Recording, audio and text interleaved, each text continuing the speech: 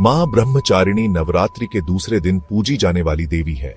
उनका नाम 2 शब्दों से बना है, ब्रह्म जिसका अर्थ है तपस्या, ज्ञान और आध्यात्मिक ऊर्जा, चारिणी जिसका अर्थ है आचरण करने वाली या पालन करने वाली।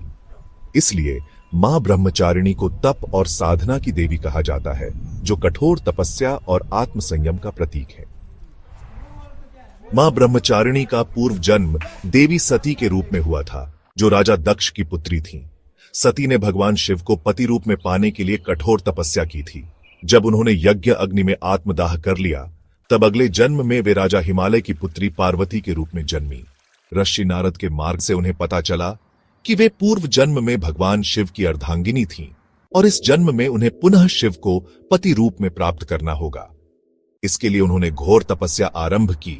हजारों वर्षों तक केवल फल फूल खाकर तप किया। इसके बाद कई वर्षों तक बेलपत्र और सूखे पत्तों का सेवन किया। अंत में निर्जल और निराहार रहकर कठोर तपस्या की। उनकी तपस्या से तीनों लोकों में हलचल मच गई। देवता, ऋषि मुनि और स्वयं भगवान शिव उनके तप से प्रसन्न हुए। अंततः भगवान शिव ने मां ब्रह्मचारिणी को पत्नी रूप में स्वीकार किया। मां ब्रह्मचारिणी की उपासना का महत्व। उनकी पूजा से व्यक्ति में आत्म संयम, धैर्य और आत्मबल की वृद्धि होती है। जो साधक आध्यात्मिक उन्नति चाहते हैं, उनके लिए मां ब्रह्मचारिणी की आराधना अति महत्वपूर्ण मानी जाती है। उनके आशीर्वाद से व्यक्ति अपने लक्ष्य को प्राप्त करने के लिए अडिग रहता है। कुंवारी कन्याएं अच्छा वर प्राप्त करने के लिए इनकी उपासना करती हैं। कठिनाइयों और संघर्षों का सामना करने की शक्ति मां ब्रह्मचारिणी की कृपा से प्राप्त होती है।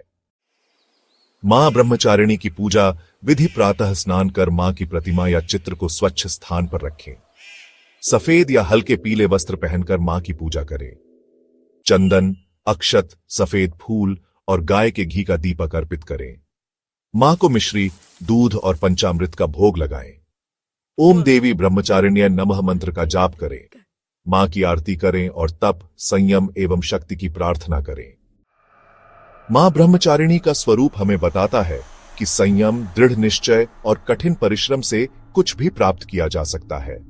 उनकी उपासना से व्यक्ति के जीवन में सहनशीलता, आत्मबल और आध्यात्मिक शक्ति का संचार होता है।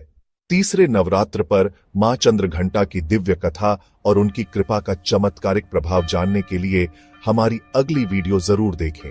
नवरात्रि की आध्यात्मिक शक्ति से जुड़े रहने के लिए अभी सब्सक्राइब करें और मां की कृपा अपने जीवन में साकार करें।